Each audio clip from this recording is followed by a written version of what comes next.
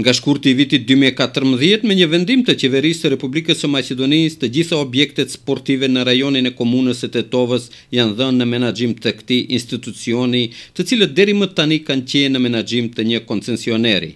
Në marrëveshje të drejtë për drejtë të komunës së Tetovës me koncesionerin, i cili e ka këtë drejtë për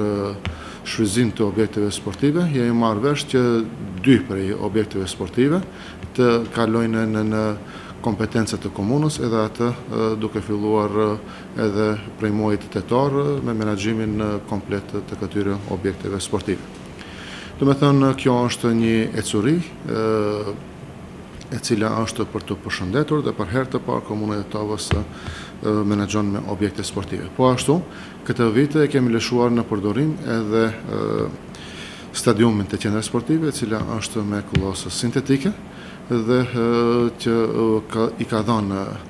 frytet e vetë, dhe me thënë rezultatet kanë qenë të shumë nga shfrytëzimi i këtij objekti sportiv, kështu që vetëm për një muaj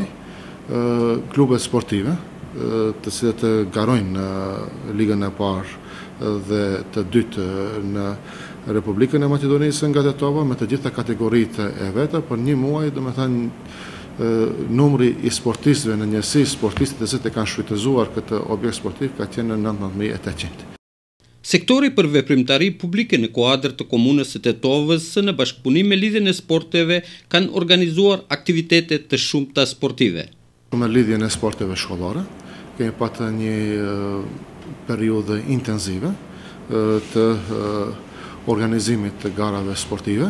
ashtu që në të gjitha lëmejtë sportive, dhe ato individuale dhe ato kolektive, janë organizuar manifestime të shumta, janë organizuar gara të shumta,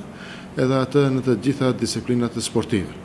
Janë kyqur nxënësët nga shkollat fillore dhe të mesme. Përpos kësaj, nëse vjet përpos organizimit të manifestimeve nga lëmejtë të ndryshme sportive, kemi patur edhe kemi qenë një koqir të disa garave sportive, regionale dhe ato kombëtare.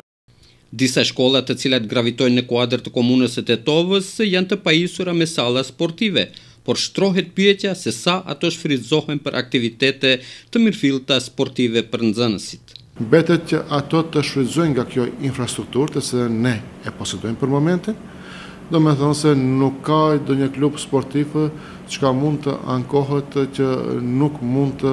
të ketë qasjen e sallëve të sportit të cilën e kemi në suazat të kompetencave të cilët i ka komuna e Tetovës. Vetëm ato duhet të drejtohen tek neve dhe në suazat të orarit të cilën e kemi për shfrytëzim të këtyre objekteve sportive, mund të gjendet kohë edhe për ato klube sportive për të kryer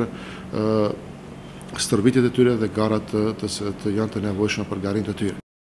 Përgjegjësi i sektorit për veprimtari publike në kuadër të komunës së Tetovës ka falenderuar të gjithë ato arsimtarë të cilët kanë punuar me nxënësit me aktivitete sportive. Do të ishte e mirë që të ruajmë këtë kontinuitet të organizimit të garave sportive, sikurse edhe të shtojmë disiplinat të cilët nuk janë të përfshira në organizimin e garave dhe manifestimeve sportive. Këtë së bashku me to, besoj që gjatë vitit 2015 do të realizojmë dhe do të kemi një gamë më të madhe të përfshirjes edhe të fëmijëve, edhe të profesorëve në disiplinat të ndryshme sportive.